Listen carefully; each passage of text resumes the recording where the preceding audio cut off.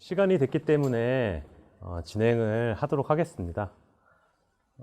오늘은 일단 이번 연도에 7월 달에 현재 1차 시험이 진행 예정인데요. 그거에 대해서 ISMSP 시험 대비 특강이라고는 되어 있지만 저희 이 책을 제가 어떤 의도로 책을 갖다가 썼고 그 책을 통해서 어떻게 좀 이제 인증심사원 양성교육을 갖다가 받으실 수 있는지, 또는 그 심사가 되기 위해서 어떻게 공부를 하실 수 있는지, 그 공부 방법에 대한 부분을 갖다 좀 집중적으로 접근을 하도록 하겠습니다. 그걸 하기에 앞서 이제 어떤 식으로 진행이 되느냐에 대한 간단한 목차 설명을 드리면, 일단 제가 어떤 사람인지 간단하게 좀 소개를 좀 올리도록 하겠고요. 그 다음에는 이 책자가 어떤 형태로 구성이 되어져 있는지 에 대한 부분을 갖다가 설명을 드리도록 하겠습니다. 그 다음에 가장 핵심적인 부분은 이제 시험을 갖다 어떤 방식으로 공부를 해야 되느냐에 대한 가이드를 갖다가 하는 거. 마지막에는 Q&A 시간 이렇게 진행을 하도록 하겠습니다. 먼저 이제 제 소개인데요. 저는 지금 이제 가디안 시큐리티라고 하는 ISMSP 컨설팅 업체를 운영을 하고 있고요. 2011년부터 사업체를 운영을 하고 있습니다. 그러면서 동시에 현재는 이제 성신여자대학교에서 융합보안학과에서 이제 ISMS 관련된 이제 방법론이라든지 위험 분석 방법이라든지 이런 부분들을 갖다가 강의를 갖다가 한 5년째 해오고 있습니다. 그리고 그 전에는 제가 이제 사업을 하기 전에는 다음 커뮤니케이션에서 이제 감사팀에서 이제 IT 감사를 했었고요.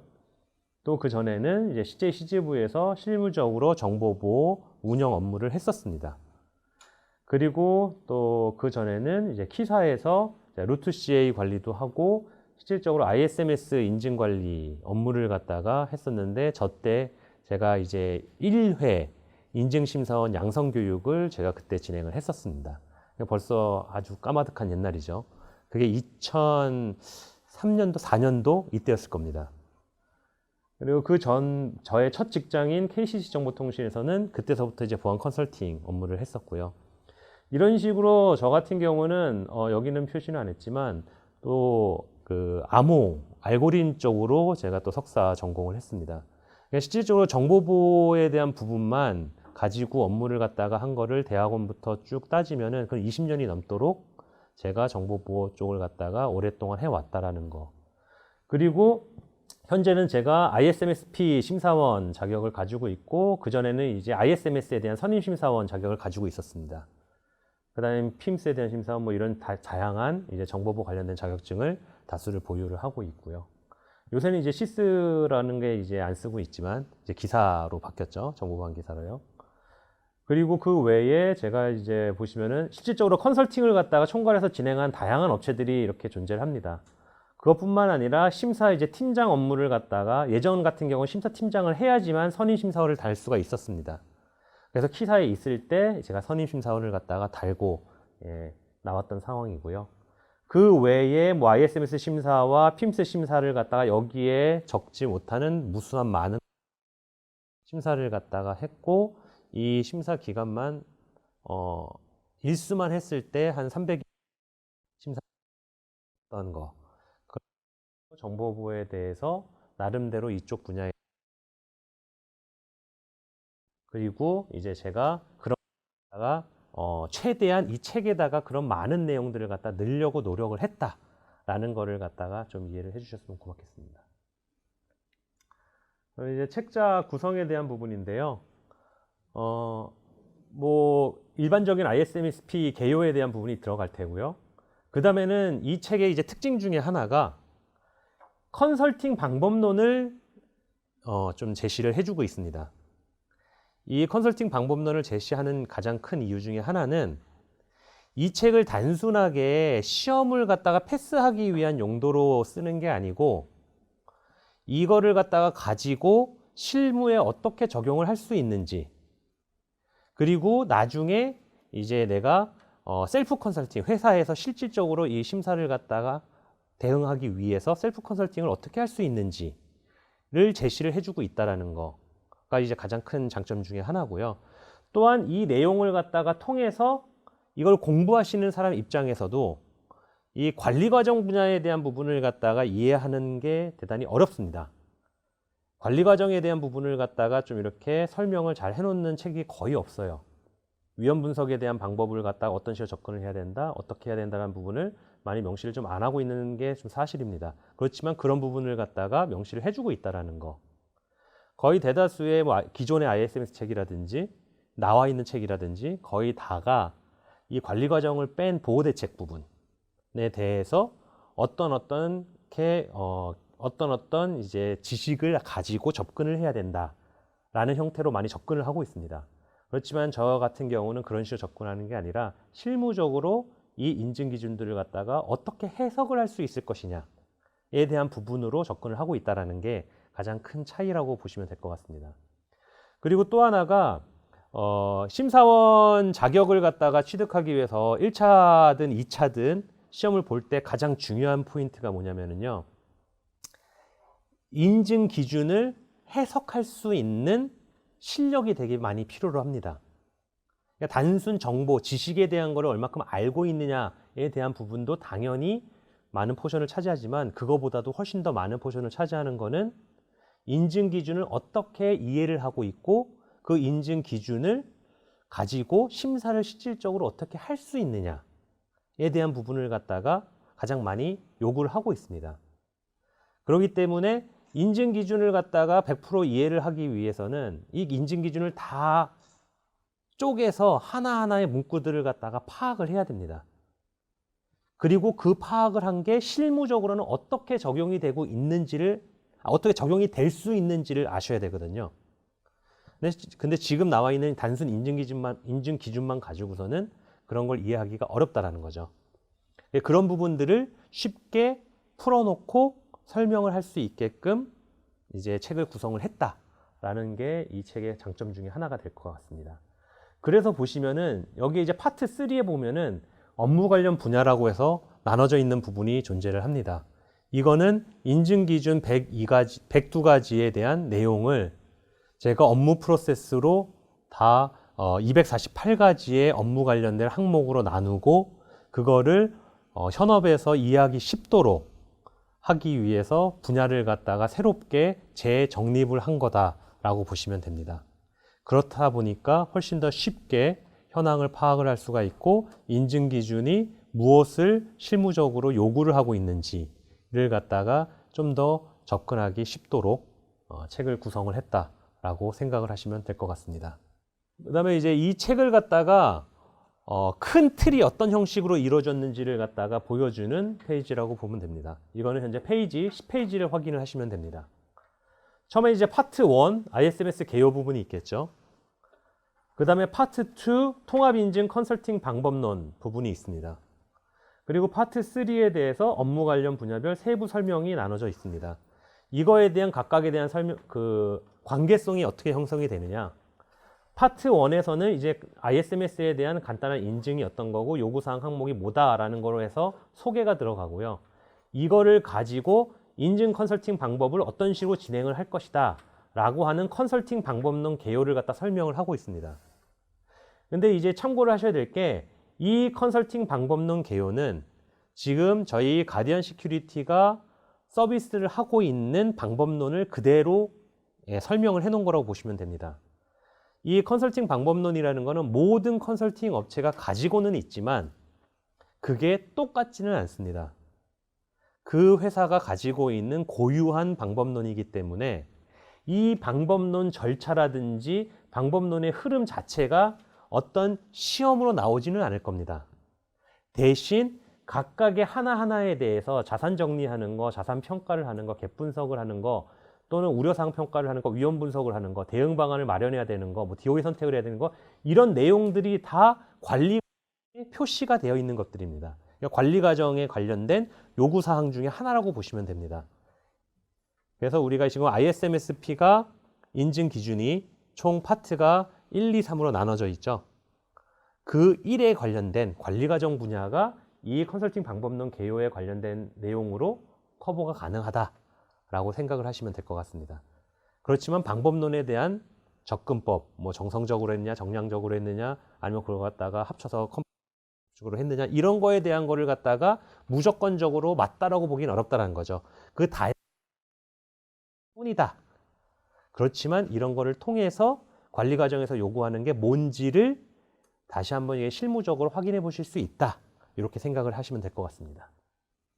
그 다음에 이제 갭 분석을 할 때 가장 중요한 거는 어떤 식으로 갭 분석을 갖다가 이 인증 기준과 법률 요구 사항을 다 넣어서 포함을 시켜서 이 갭 분석을 진행할 수 있게끔 만들 것이냐라고 하는 갭 분석 방법론에 대한 개요 부분이 존재를 하고요.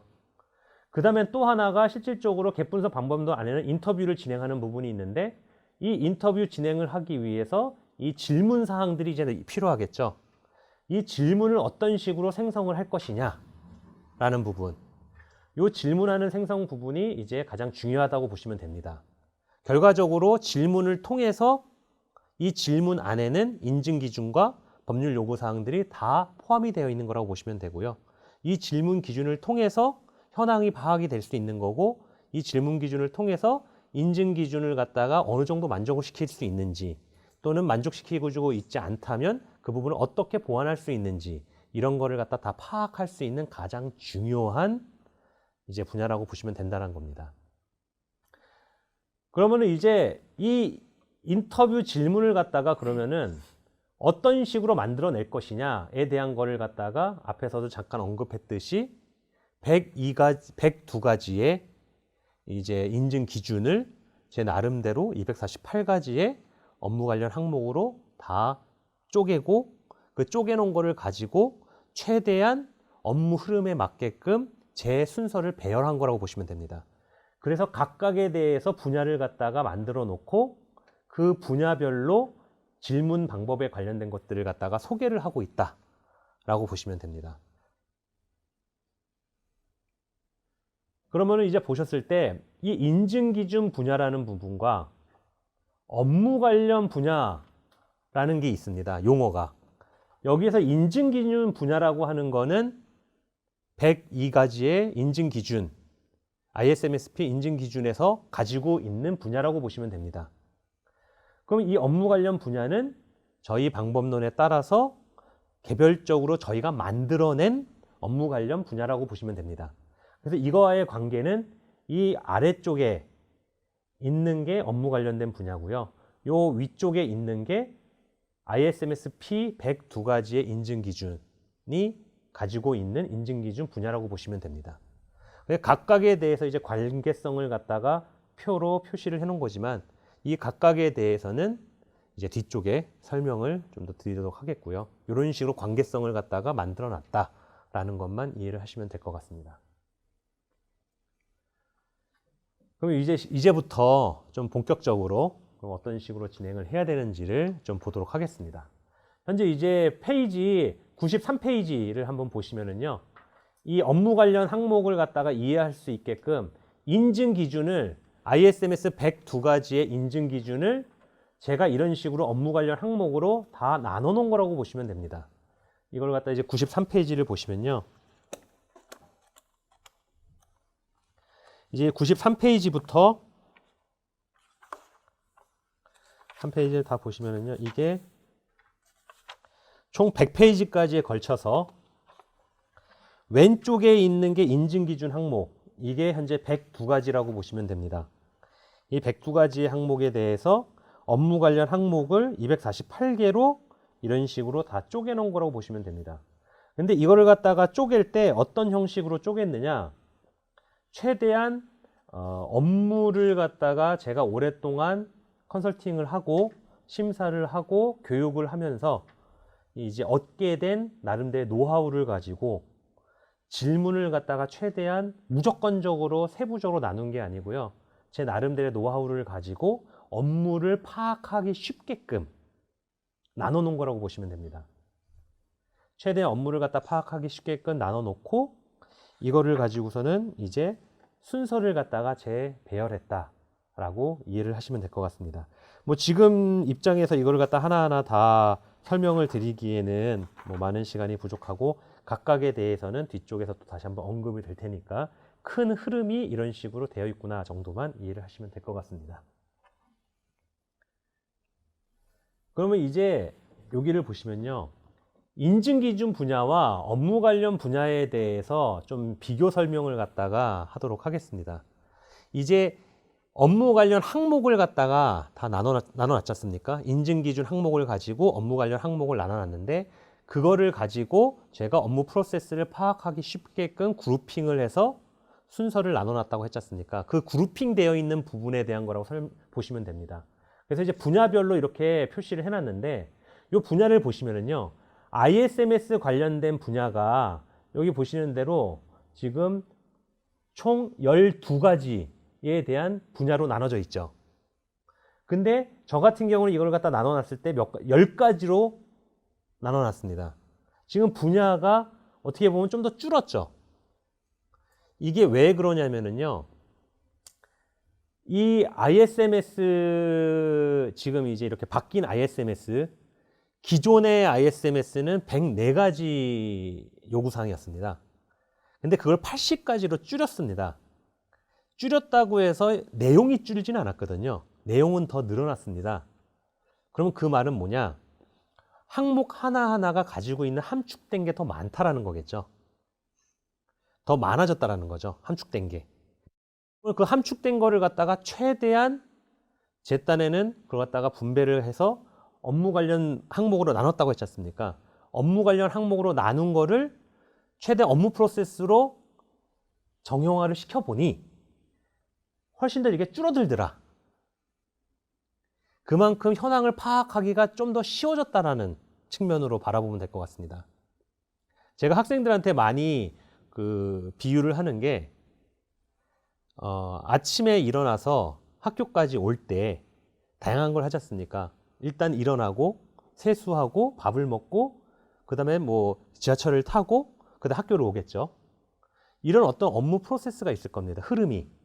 그런데 지금 인증 기준은 그런 식으로 형성이 안 돼 있거든요. 지금 인증 기준은 어떤 카테고리에는 일어나는 법, 어떤 카테고리에는 그거를 갖다가 밥 먹는 법, 어떤 카테고리에는 뭐 세수하는 법, 이런 식으로 카테고리별로 다 나눠져 있어요. 그러다 보니까 그 카테고리고 내가 갖다가 파악하려면은 모든 인증 기준을 여기 갔다 저기 갔다 이렇게 갔다 이렇게 갔다 이런 식으로 하나하나씩을 다 찾아봐야 되는 상황이 발생을 한다는 겁니다. 이런 식으로 이제 업무 관련된 형식으로 해서 프로세스를 갖다가 다 여기다가 이제 녹아냈다 라는 형식으로 보시면 됩니다. 그러다 보니까는 여기 훨씬 더 12가지가 10가지로 줄어들었다. 그러면서 좀 더 이해하기 쉽게끔 내용을 갖다가 풀었다라고 생각을 하시면 될 것 같습니다. 그런데 PIMS 같은 경우는 5가지 항목인데 훨씬 더 많은 거로 늘어났습니다. 지금 보면은 그 11가지, 11개의 지금 분야로 늘어났습니다. 이거는 왜 그러냐면요. 이 5가지, 여기서는 지금 5가지로 되어 있지만 이 한 가지 한 가지가 엄청나게 많은 내용을 담고 있어요. PIMS 같은 경우는. 엄청나게 많은 내용을 담고 있고 법률 요구사항들도 대단히 많습니다. 그러다 보니까 그걸 갖다가 묶어놓고 이걸 가지고 실무적으로 적용하기에는 너무 해석하기가 진짜 어렵습니다. 많이 어렵습니다. 그래서 그거를 갖다가 최대한 세분화시켜서 업무 프로세스를 갖다가 제가 나눠놓은 거라고 보시면 됩니다. 그러다 보니까는 뭐 처리 방침 업무에 관련된 거, 아동 수집 관련된 거, 주민등록 업무에 관련된 거, 제3자 제공 관련된 거, 휴먼 파기 업무 관련된 정보 이전 업무 관련된 거, 이런 형식으로 뭔가 업무 프로세스 형식으로 그 분야를 갖다 나눠서 보기 편하게 분류를 갖다 재분류를 해놨다라고 보시면 될 것 같습니다. 이제 여기서부터는 이제 102페이지를 한번 봐주시면 고맙겠습니다. 102페이지를 보시면은요, 이제 앞에는 업무 관련 분야고, 업무 관련 분야를 갖다가 제가 앞에서 나눠 놨었죠. 그 업무 관련 분야별로 업무 관련 항목을 갖다가 다 쪼개 놨었지 않습니까? 248개. 그 248개 쪼개 놓은 거를 제 나름대로 순서를 정한 거라고 보시면 됩니다. 업무 순서를 정한 거라고 보시면 됩니다. 그냥 컨설팅을 할 때, 셀프 컨설팅을 할 때, 또는 내가 업무 현황을 파악을 할 때, 또는 내가 심사를 할 때, 또는 내가 공부를 할 때 이 인증 기준을 이해하려고 할 때 또 이런 어떤 흐름에 맞게끔 하면 훨씬 더 이해가 쉬워지겠죠, 사람이요. 스토리텔링 형식으로. 그런 식으로 풀어놓은 거라고 보시면 됩니다. 그래서 보시면은 맨 처음에는 위험평가 방법을 갖다가 어떤 식으로 위험평가를 할 건지, 기반 체계니까 관리과정 부분이거든요. 어떻게 위험평가 방법을 갖다 선정할 건지, 그 방법이 선정이 되면 그 다음에는 범위를 갖다 설정을 해야 되겠죠. 그 범위 설정을 하고, 그 다음에는 서비스나 업무, 조직, 자산, 위치를 갖다 문서화한 다음에 그 다음에 그거에 대해서 정보자산 분류 기준을 수립하고 그거에 따라서 이제 분류를 하겠죠. 그 다음 외부 위탁이나 서비스 현황을 갖다가 같이 식별을 해서 한꺼번에 자산에 대한 분류를 갖다 같이 식별을 하도록. 그 다음에 정보자산을 갖다가 이제 분류를 하고 자산별 책임 소재를 명확하게 하고 그 다음 보안 시스템 관리자에 대해서도 지정을 하고 정보자산 목록을 최신화하고 그러면서 이제 DBMS 내에 어떤 정보들이 있는지 또 식별을 하고 개인정보 관련돼서 어떤 현황 관리를 하고 있는지에 대해 관리를 하고 만약 공공기관일 경우에는 개인정보 파일을 갖다가 같이 이제 등록을 하고 이런 형태로 거의 정보자산을 갖다가 처음에 자산 관리 하는 분야를 갖다가 할 수 있게끔 흐름을 갖다가 묶어놓은 거라고 보시면 됩니다. 흐름을. 그러다 보니까 순서를 갖다 보시면 1.2.3건입니다. 원래는 인증기준 요 앞에 첫 번째, 두 번째, 세 번째 거는 원래 인증기준이라고 보시면 되고요. 그 인증기준 뒤에 네 번째 거를 제가 임의로 이제 업무 관련 항목으로 만든 거라고 보시면 됩니다. 그러면 1.2.3에다가 1.1.4를 갖다가 또 1.2.1을 갖다가 2.3.1을 갖다가 뭐 갑자기 뭐 2.1 또 2.10.1을 갖다가 2.1. 이런 식으로 실질적으로는 원래 이 내용을 갖다가 제가 가이드를 안 했다면 이 내용을 갖다 파악하기 위해서 인증 기준을 왔다 갔다 하면서 봐야 되는 상황이 발생을 한다라는 거죠. 그런 거를 최대한 좀 더 쉽게 접근할 수 있게끔 이렇게 정리를 해놓은 게 이 업무 관련된 항목에 대한 순서다라고 보시면 됩니다. 그런 것들이 이제 102페이지부터 쭉 표현이 되어져 있습니다. 이게 이제 110페이지까지 표현이 되어져 있습니다. 그래서 일단은 이 흐름은 절대적인 건 아니다라는 것을 말씀을 드리고요. 이 흐름은 자기만의 흐름을 만드실 수가 있습니다. 나는 이런 식으로 우리 회사 같은 경우 또는 나는 이런 식으로 컨설팅을 할 때 좀 더 이런 식으로 순서를 바꾸는 게 좋은 것 같아 라고 하시면 바꾸셔도 아무 상관이 없습니다. 이 순서는 하나의 가이드라인일 뿐이고 저도 이 순서를 가지고 계속 컨설팅을 할 때마다 조금씩 바뀝니다. 순서가 계속 바뀌어가기 때문에 이건 일종의 살아있는 순서다라고 생각을 하시고 이건 단지 참고를 하시고 이런 거에 따라서 업무를 갖다 좀 더 쉽게 이해할 수 있다라는 정도로 생각을 하시면 될 것 같습니다. 그래서 각각에 대해서 이 순서대로 파트 3에는 설명을 하고 있습니다. 어떤 식으로 이 순서에 맞춰서 파트 3에서는 각각에 대해서 어떤 질문을 확인을 해야 되는지, 현황을 파악을 해야 되는지를 명시를 하고 있습니다. 이제 그 부분은 뒤쪽에 좀 하도록 하겠습니다. 잠깐만요. 여기에 제가 여기다 넣지를 않았는데 이 파트 3를 갖다가 좀 보도록 할게요. 이제 여기서부터는 이제 책을 가지고 좀 확인을 하도록 하겠습니다. 파트 3에 이제 118페이지를 좀 보시면은요. 118페이지부터는 여기가 이제 아까 전에 제가 보여드렸던 요 기반 체계에 관련된 이제 분야를 갖다가 설명을 하고 있는 부분이라고 보시면 됩니다.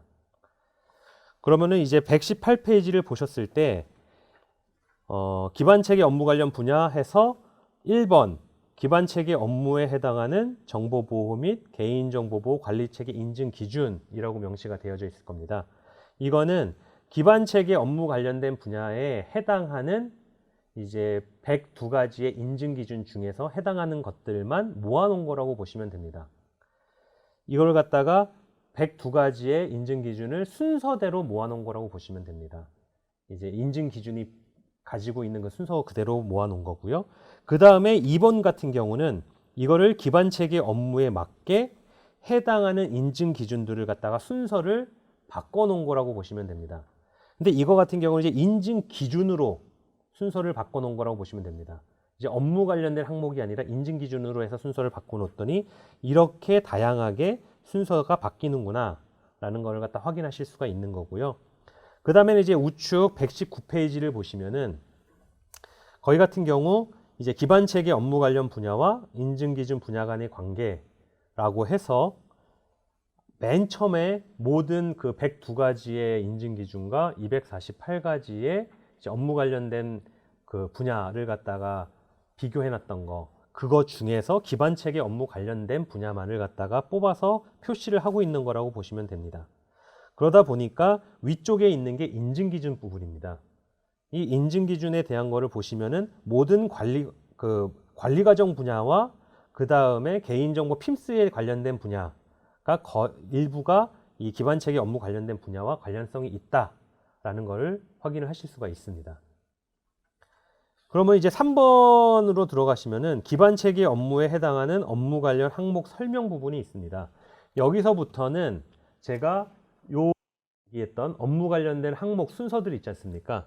요 순서, 요런 순서에 따라서 102페이지에서 나오고 있는 이 순서에 따라서 각각의 업무 관련된 항목이 어떤 내용을 갖다가 담고 있는지를 설명을 하고 있는 이제 페이지라고 보시면 됩니다. 이런 것들이 각 업무 관련된 항목별로 계속 동일한 패턴으로 반복이 되고 있다라고 생각을 하시면 될 것 같습니다. 그럼 거기에 보셨을 때 먼저 업무 관련 항목 순서 기반 01 해가지고 기반 01가 있죠. 이 기반 01가 119페이지에 현재 표시가 되어져 있습니다. 그럼 119페이지에 보시면 업무 관련 항목은 1.2.3.2 1.2.3.2 위험평가 방법 선정이라고 해놓고 거기에 이제 업무 관련 상세 내용으로 조직에 적합한 위험평가 방법을 선정해야 한다 라는 부분이 있습니다. 근데 여기에서 업무 관련 상세 내용은 이게 어디서 나왔느냐, 인증 기준에 있는 것을 그 중에서 관련된 필요한 것을 갖다가 뽑아낸 거라고 보시면 됩니다. 그래서 그거는 어디서 확인을 120페이지를 보시면은요, 120페이지에 라 항목을 보시면 됩니다. 라 항목에 해당하는 ISMSP 인증 기준 항목이라고 해서 1.2.3 위험 평가라고 있을 겁니다. 이 1.2.3 위험 평가의 원래 상세 내용에는 조직의 대내외 환경 분석을 통해 유형별 위협 정보를 수집하고, 일단 하나가 나왔죠. 유형별 위협 정보를 수집하고, 그 다음에 조직에 적합한 위험 평가 방법을 선정하여, 또 하나가 나왔죠. 위험 평가 방법을 선정하여 관리 체계 전 영역에 대하여 연 1회 이상 위험 평가를 수행하며, 위험을 평가하며, 또 세 번째가 나왔죠. 그다음에 수용할 수 있는 위험은 경영진의 승인을 받아 관리해야 된다. 4개. 여기서도 지금 1.2.3의 위험 평가에서도 크게 봤을 때 4가지의 요구 사항을 하나의 인증 기준 항목에다가 넣어놓고 있는 겁니다. 근데 그 중에서 하나를 뽑아서 1.2.3.2라는 거를 만들어낸 겁니다. 그래서 위험평가 방법 선정에 대해서 조직에 적합한 위험평가 방법을 선정해야 한다라는 것만 뽑아서 하나 만들어낸 거라고 보시면 됩니다. 그러면은 이제 다시 119페이지로 넘어오셔가지고요. 거기에 이제 가 항목을 보시면 관련 법률 요구사항이라는 항목이 있습니다. 이거에 대해서 이 1.2.3.2 같은 경우는 해당 사항이 없기 때문에 해당 사항 없음이라고 표시를 해놓은 겁니다. 그렇지만 뒤쪽에 이제 핌스 분야를 가셨을 경우에는 관련 법률 요구사항이 대단히 많아집니다. 당연히 ISMS 분야에서도 관련 요구사항들이 다수 존재를 하고 있습니다. 그렇지만 핌스 분야는 거의 모든 항목이 다 법률 요구사항이라고 보시면 됩니다. 그렇기 때문에 여기서 가 항목에 이런 식으로 관련된 법률 요구사항을 뭐가 있는지를 표시를 하고 있는 거라고 보시면 되고요. 그 다음에 그 다음에 이제 갭 분석용 질문이라는 게 이제 나와 있습니다. 그래서 첫 번째, 자산 평가를 위한 방법이 존재하는가? 라는 거를 가지고 만약에 자산 평가 방법이 존재하지 않다면 그 방법이 존재를 해야 되겠죠. 그리고 우려사항 평가를 위한 방법이 존재하는가? 우려사항 평가를 위한 방법이 존재하지 않다면 이것도 마찬가지로 우려사항을 어떻게 평가할 건지에 대한 방법이 필요하겠죠. 이 인증을 받기 위해서는. 세 번째, 위험도 산정을 위한 위험평가 방법이 존재하는가? 마찬가지로 이것도 존재하지 않다면 위험도 산정을 위한 위험평가 방법이 필요할 겁니다. 이제 이런 식으로 이제 질문과 현황을 갖다가 파악을 하면서 이제 갭 분석을 진행을 하는 거라고 보시면 되고요. 여기서 나오는 갭 분석용 질문은 무조건 해야 되는 거라고 보시면 됩니다. 거의가 ISMS 인증을 받기 위해서는 하셔야 되는 업무다라고 보시면 됩니다. 근데 이제 일부 인증 기준에서는 명확하게 표시가 안 되고 이런 식으로 방법을 정해서 하도록 하는 부분들이 존재를 합니다. 그러다 보니까 방법을 어떤 식으로 정할 것이냐라고 하는 거에 대해서는 유두리가 좀 있을 수가 있겠죠. 그런 거에 대해서는 좀 선택의 폭이 어느 정도 있는 질문들도 있다.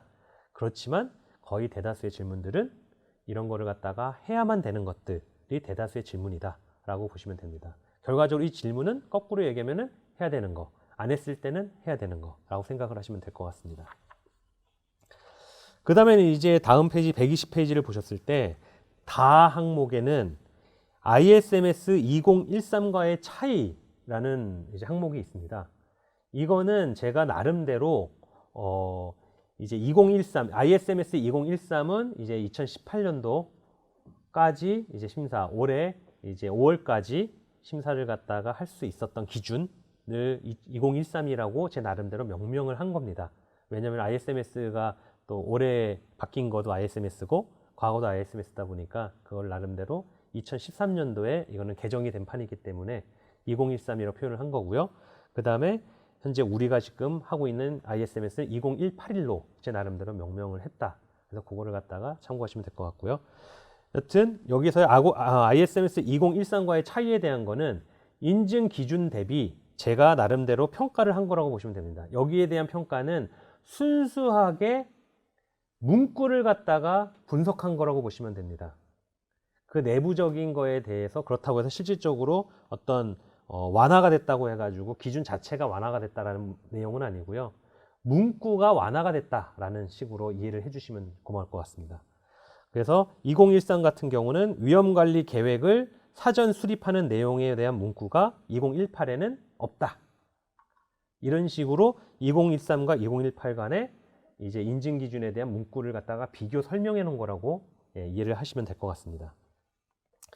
그 다음에 이제 바하고 사가 있는데요. 이거 같은 경우는 ISMS 2013에 대한 통제 항목을 갖다가 설명을 하고 있는 겁니다. 그래서 ISMS 2018과 ISMS 2013 간의 인증 기준들이 어떤 식으로 관계성이 있고 내용들이 어떤 식으로 관계성을 가지고 있는지를 일명요연하게 보실 수 있게끔 하기 위해서 이렇게 같이 내용을 갖다가 넣어 놓은 거다라고 생각을 하시면 될 것 같습니다. 근데 만약에 ISMS 2013에 대한 내용을 모르시는 분일 경우에는 굳이 보실 필요가 없습니다. 이거를 넣어 놓은 이유는 기존 ISM 2013에 많이 익숙해져 계신 일반 심사원분들이라든지 그런 분들도 이제 2018로 바뀌었을 때 어떤 내용들이 어떻게 바뀌었고 어떤 식으로 관련성을 가지고 있는지를 좀 더 쉽게 이해하실 수 있도록 하기 위해서 이 부분을 넣어놓은 거라고 보시면 될 것 같습니다. 그래서 이런 형식으로 이제 모든 248가지의 항목들이 설명이 되어져 있는 거라고 보시면 됩니다. 지금은 이제 하나만 예를 들었는데 이제 핌스 쪽으로 가가지고 하나만 좀 더 보도록 하겠습니다.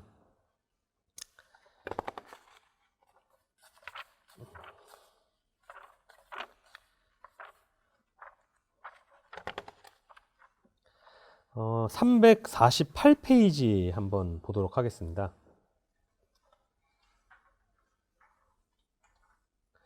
348페이지의 챕터 14 보시면요. 개인정보 선택, 별도 동의 업무 관련 분야.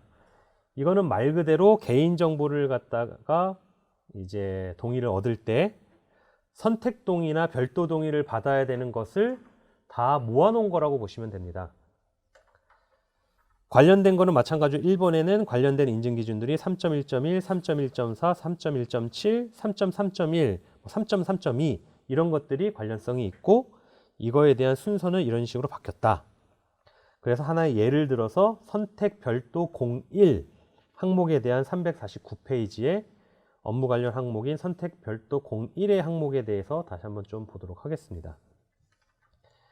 여기서도 보시면 3.1.1.2라는 업무 관련 항목을 별도로 만들었다고 보시면 되고요.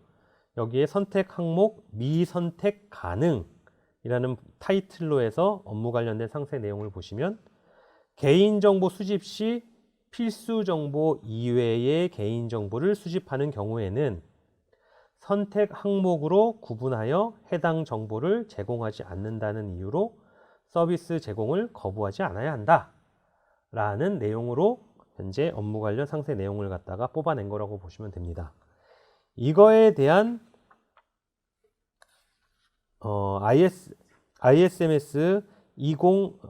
ISMS P 인증 기준 항목은 351페이지에 3.1.1 개인정보 수집 제한 부분이라고 보시면 됩니다. 여기 내용을 보시면 개인정보는 서비스 제공을 위하여 필요한 최선의 정보를 적법하고 정당하게 수집하여야 하며 필수 정보 이외의 개인정보를 수집하는 경우에는 선택 항목으로 구분하여 해당 정보를 제공하지 않는다는 이유로 서비스 제공을 거부하지 않아야 한다. 이런 식으로 이제 적법하게 수집하고 그 다음에 제공하지 않는다는 이유로 거부하면 안 된다. 이런 내용들이 포함이 되어 있는 3.1.1을 그 부분에서 3.1.1.2로 이제 선택 항목을 미선택한다고 해도 그거에 대해서 서비스 제공을 거부하면 안 된다라는 부분만을 뽑아낸 거라고 보시면 됩니다. 그리고 이제 이 부분에 대한 관련 다시 349페이지로 넘어오셔가지고요. 가해 관련 법률 요구 사항이 이제 존재를 합니다. 이 3.1.1.2와 관련된 관련 법률 요구 사항은 이런 식으로 대단히 많은 관련된 법률 요구 사항이 존재를 한다라는 것을 갖다가 보실 수가 있는데요. 이 책에서는 관련 법률 요구 사항에 망법하고 개보법 이 두 가지를 갖다가 언급을 하고 있습니다. 그 중에서도 이제 가장 최근에 바뀐 내용도 다 수용을 하고 있는 상태고요. 그렇지만 최근에 이제 개보법 고시가 약간 바뀌면서 이제 6월 7일자로 적용이 되는 부분은 제가 별도로 뒤쪽에 정리를 해놨습니다. 그 부분은 마지막에 보도록 하겠고요. 일단은 그 전 단계의 법률 변경 사항들은 다 포함이 되어져 있다. 그렇기 때문에 이 관련된 법률 요구 사항들을 포함을 한 이 질문지가 350페이지에 나에 있다라고 이해를 하시면 됩니다.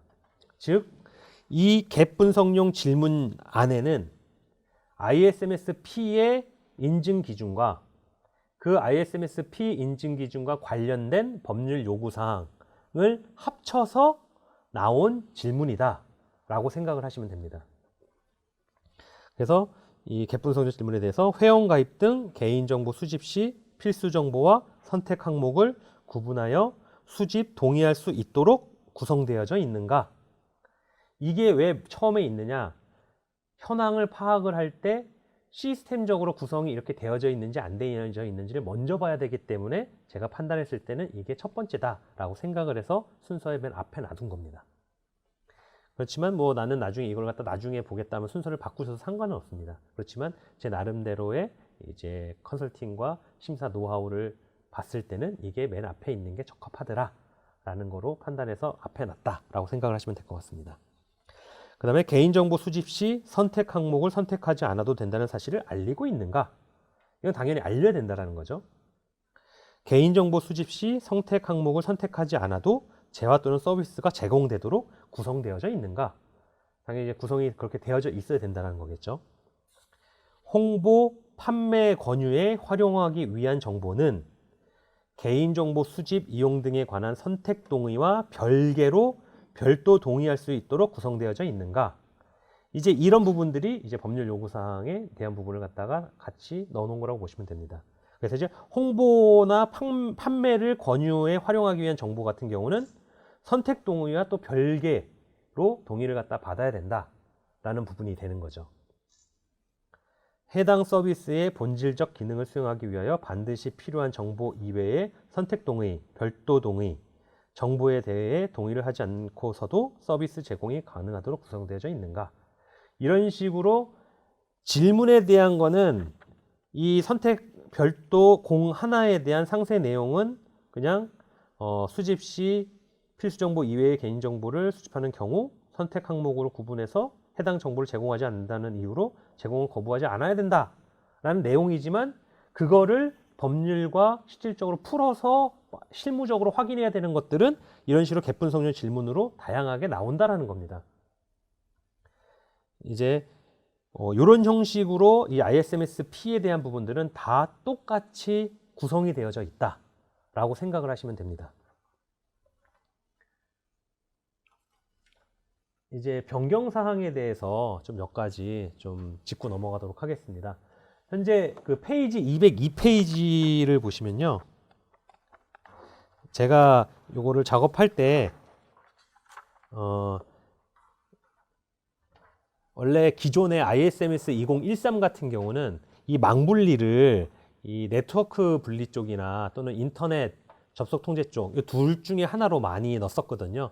저 같은 경우는 이제 네트워크 접근 쪽으로 많이 망분리 쪽을 갖다가 선택을 했었었는데 그러다 보니까는 이 망분리에 관련된 부분을 갖다가 제가 이번 책에다가는 접속 공사 네트워크 분리 및 접근 통제라는 부분에다가 넣었어요.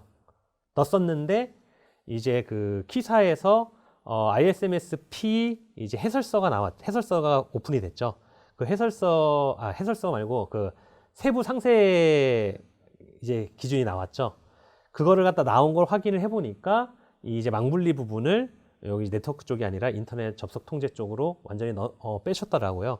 그래서 그 부분을 갖다 맞추기 위해서 이제 페이지 202페이지에 있는 요 개분성용 질문 6번과 그다음 법률 요구사항 1번에 해당하는 거는 이제 그 접속 17에 있는 212페이지로 옮겨가야 된다라는 거를 갖다가 정정을 부탁을 드립니다.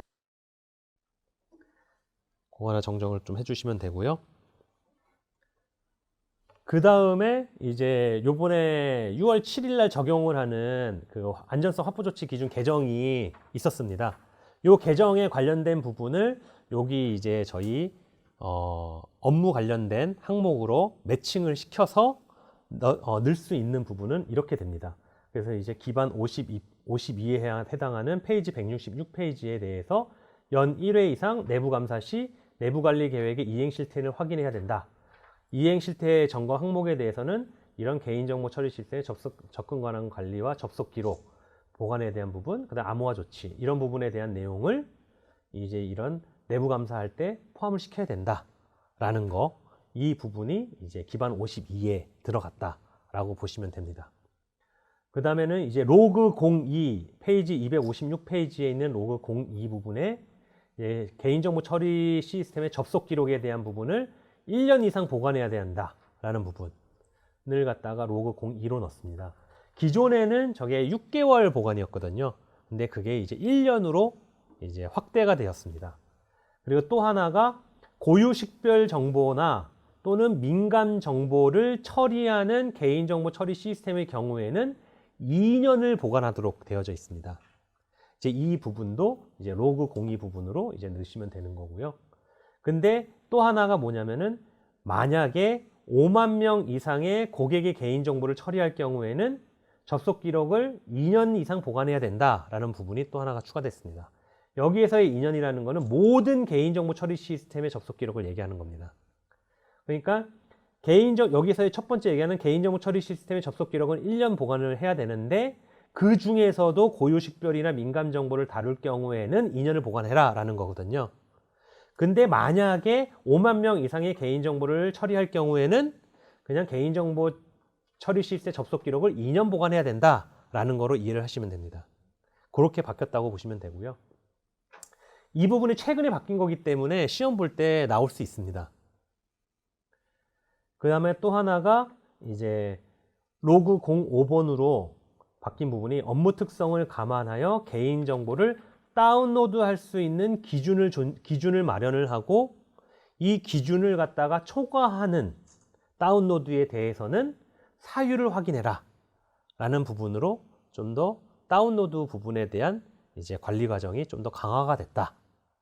이 부분이 로그 05하고 관련성이 있는 거다 라고 생각을 하시면 될 것 같습니다. 이거를 갖다가 이 파트 3가 어떻게 보면은 가장 핵심적인 부분 중에 하나거든요. 이 책에서요. 근데 이 순서를 가지고 이제 만약에 시간이 없거나 좀 더 여러 번 이 책을 보시기를 원하신다면은 제가 가이드 해드리는 방법은 그 파트 3에 있는 그 항목별로 개분성련 질문만 한번 쭉 읽어보세요. 질문만 쭉 읽어보면은 대충 어떤 흐름으로 ISMS-P라는 게 업무가 흘러가고 있구나라는 것을 이해하시기가 쉬우실 겁니다.